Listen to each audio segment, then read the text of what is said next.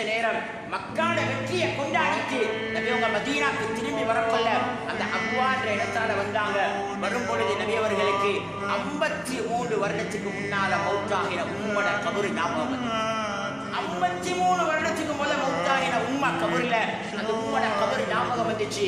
நபி அலைஹிஸ்ஸலாம் அந்த மண்டலிக்கு போய் சஹாபாக்கள்கிட்ட சொன்னாங்க, எல்லாரும் இந்த இடத்துல இன்னைக்கு கூடாரம் அடிங்க, இன்னைக்கு இரவை நான் என் உம்மாவோட கழிக்க போறேன். அல்லாஹ் உம்மா மௌத்தாகி 52 வருடம் தாண்டிட்டு நபி அலைஹிஸ்ஸலாம் சொன்னாங்க, இன்னைக்கு இரவு நான் என் உம்மாவோட கழிக்க போறேன். அந்த உம்மோட அந்த கபருடைய மண்ணை எடுத்து திருமதி ஷரீஃப்ல இருக்குது. நபி அவர்கள் நபியுடைய நாடியில வலது கன்னத்தில வச்சு அந்த மண்ணை முத்தமிட்டு அழுது சொன்னாங்க, நபிக்கு கிடைச்ச அந்த எல்லா வெற்றிகளையும் சொன்னாங்க. இப்படி நபி அவர்களுக்கு கிடைச்ச அவ்வளவு சிறப்பையும் நபி அவங்க சொல்லி அழுதாங்க. நீங்க இத பார்க்கறதுக்கு ஹயாத்தோடு இருக்கல்லே, இதை யாரோ பார்த்தாங்க, எவ்வளவோ பேர் ரசிச்சாங்க, பின்னால வர மக்கள் எல்லாம் இதை வரலாறு மூலமா படிக்க போறாங்க.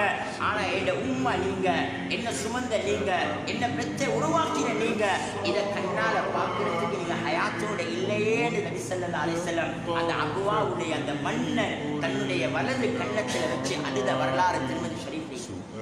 சோலே பிள்ளார்களே, தாய்மார்களே, அந்த இடத்துல நபி அலைஹிஸ்ஸலாம் ஒரு வார்த்தை சொன்னாங்க.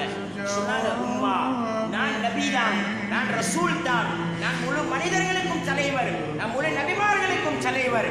ஆனா நீங்க இன்னைக்கு நீங்க மட்டும் ஹயாத்தோட இருந்தா நான் உங்களோட எவ்வளவு கண்ணியமா நடப்பேன்டா.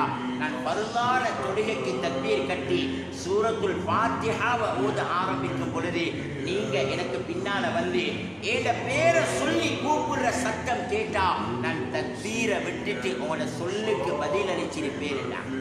இவனோ கண்ணியமா நான் உங்களோட நடக்க ஆசைப்படுறேன், ஆனா நீங்க இன்னைக்கு ஹயாத்தோட இல்ல என்று நபி ஸல்லல்லாஹு அலைஹி வஸல்லம் அந்த அபுவாவுடைய மண்ணை நெத்தியில வச்சு அழுதிருக்கிறார்.